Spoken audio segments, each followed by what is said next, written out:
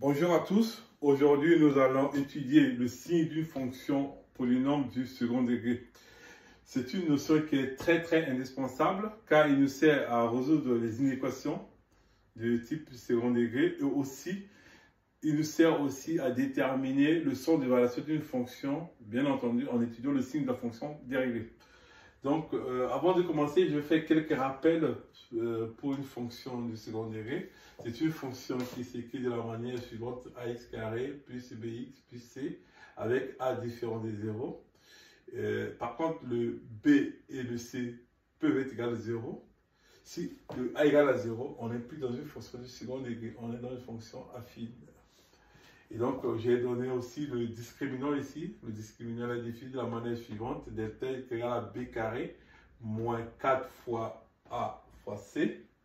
Et donc, on a trois cas. Si je dois étudier le signe de fonction du second degré, on a trois cas.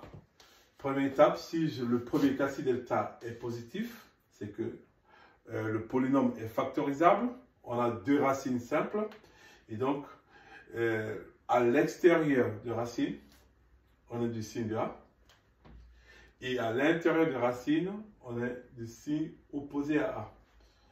Deuxième cas, si delta est égal à 0, et donc ici, on a une racine, que j'ai notée ici, x0, c'est une racine double, et le signe du polynôme dépend du signe de A.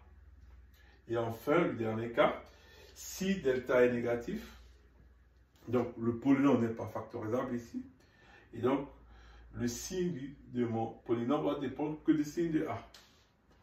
Donc, ici, on va illustrer tout ce qu'on vient de voir. Ici. Donc là, j'ai donné des exemples d'application ici à faire. Donc, allez, on va commencer par le petit 1.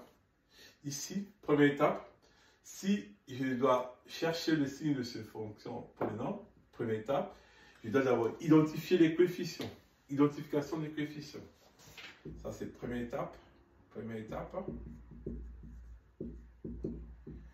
J'identifie les coefficients. Ici, souvent, on se trompe. C'est 1 ici. L'élève, il me dit que non, ici, c'est 0. Non, c'est 1. Donc, A égale 1. B, ici, c'est égal à moins 6. Et C est égal à moins 7. Donc, je répète. Le A, c'est ce qui est accroché à x carré. Le B, c'est ce qui est à côté de x. Et le C, c'est là où il n'y a pas de x.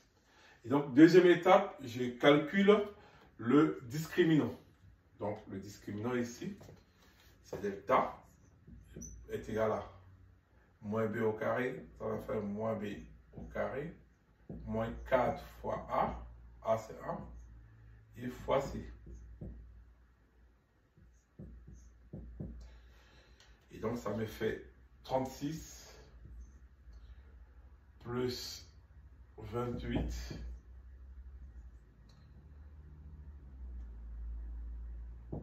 est égal à 64. C'est positif. On est dans le premier cas ici. Donc ici, delta est positif, c'est le premier cas. Donc, ce polynôme est factorisable. On a deux racines simples, x1 et x2. Et donc, si je calcule, je trouve. Donc, deuxième étape. Donc ici, je place dans un repère. Ici, je mets x1. x1, c'est moins 1. Ici, x2. En calculant avec la calculatrice, je trouve ça. Et donc ici, je pose. À l'extérieur de racine, on a des signes de A. Le A est positif, donc ici, c'est plus. Là, c'est plus. Et là, c'est moins. Et après, je conclue. Conclusion.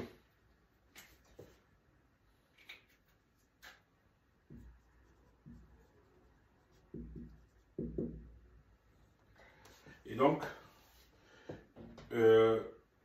quel que soit x appartenant à l'intervalle de moins l'infini à moins 1 fermé union de 7 à plus infini, mon polynôme f de x est positif ou nul. Et quel que soit x appartenant à l'intervalle moins 1 et 7, on a notre polynôme f de x est inférieur ou égal à 0.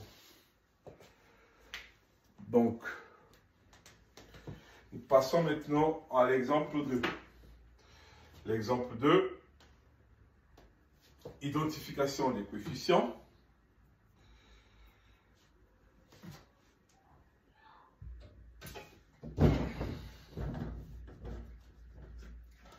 J'identifie les coefficients, ici c'est 3.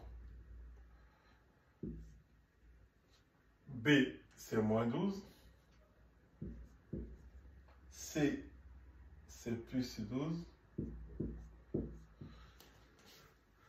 Donc, en calculant le discriminant, j'ai trouvé 0. Donc, on a une racine double que j'ai noté x0 ici. x0, ça se calcule moins b sur 2a. Donc, conclusion pour ça. Ça, c'est le deuxième cas. Le deuxième cas, ici, si d est égal à 0, mon signe dépend du signe de A. Le signe de A est positif. Donc, ici, quel que soit x appartenant à R, f de x est positif ou nul. Maintenant, passons au l'exemple 3. Donc, ici,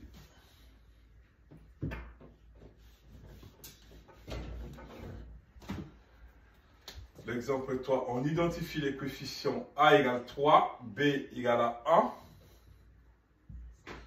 C égale à 2. Je calcule le discriminant. Le discriminant ici, c'est égal à B carré.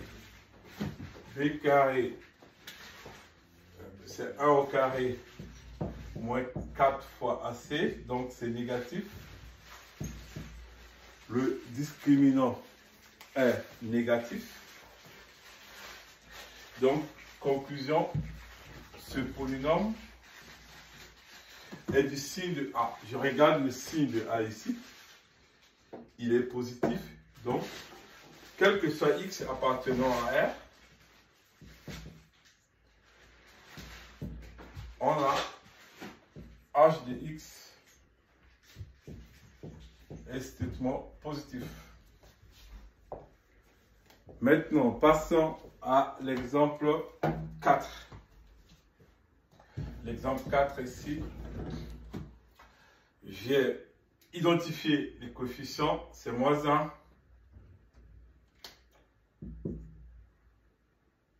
B, c'est 1. C, c'est moins 1.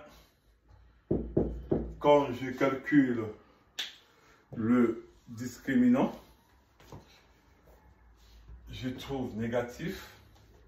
Conclusion, quel que soit x appartenant à R, I de x est inférieur à 0. Pourquoi? Parce que le discriminant, le signe de A ici, il est négatif. Maintenant, j'ai passé question. Vous avez compris le système ici. On calcule aussi pareil. Par contre, faites très attention ici pour les deux exemples qui sont là. J'ai placé les choses dans l'ordre croissant. Souvent, c'est dans l'ordre décroissant. Et faites attention à ces deux exemples. À vous de réfléchir. En espérant que vous avez très bien compris. À très bientôt pour un autre tuto.